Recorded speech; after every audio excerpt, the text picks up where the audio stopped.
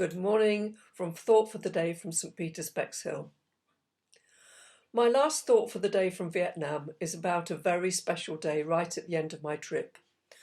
Just when I thought I'd had all the new experiences I could cope with for now, along came another, and it certainly was a new experience. We were collected from our hotel by Young Kim, a Korean Christian who administered an orphanage, and with him were several others who were going there for the day.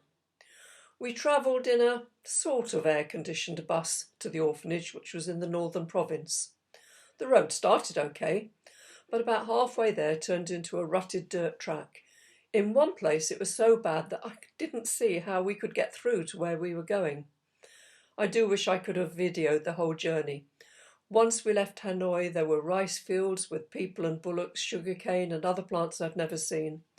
Villages with small children, animals and fowl running around, a river flooding a plain.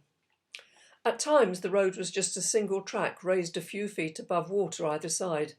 One more violent lurch and I thought we'd be swimming for it.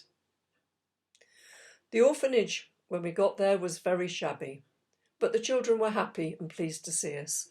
They were affectionate, and although they'd never seen me before, they came up in groups and took us all by the hand. The buildings were, kind of like the ones I've seen of pictures of schools in Africa, especially the schoolroom, very basic indeed. There were 30 children in the orphanage, aged 7 to 12, all orphans or with only one parent who was unable to provide for them, and there was a waiting list. The dormitories were just one room each for boys and girls with double bunks touching each other. Funding had recently provided a fan for each room, making the temperature just bearable.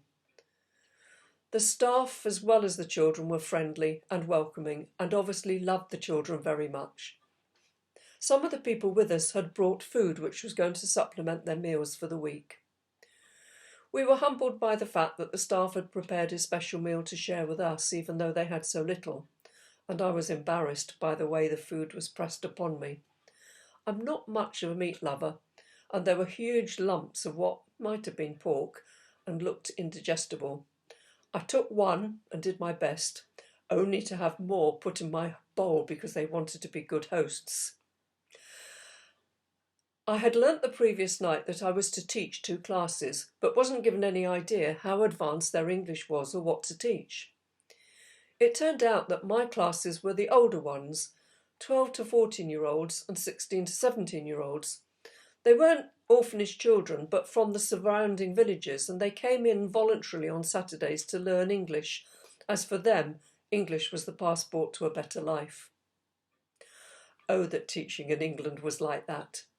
They were smiling and eager, hanging on my every word, keen to speak along and happy to learn to sing Old MacDonald Had a Farm. I had taken photos of my family and postcards of Dorset, and these proved a lifesaver in the lessons. At the end, they asked if they could keep them. At the time, I was dripping perspiration. I have never been so hot or so wet. On the way back to Hanoi, the air conditioning in the bus was even more feeble, so when you got out, you could have wrung me out. The project was due to expand to care for children past the age of 12, so it was something that I could take back to Paul and for my church to support, and they did. One year the Boys Brigade raised money so that all the children could have a winter coat, and there were other things which I'm afraid I can't remember now, but I do remember that we kept in touch with the orphanage for many years. As I've said in the other thought for the days about my visit to Vietnam, so much need, but also so many people willing to give so much to help. An ongoing challenge for us all. Have a good day.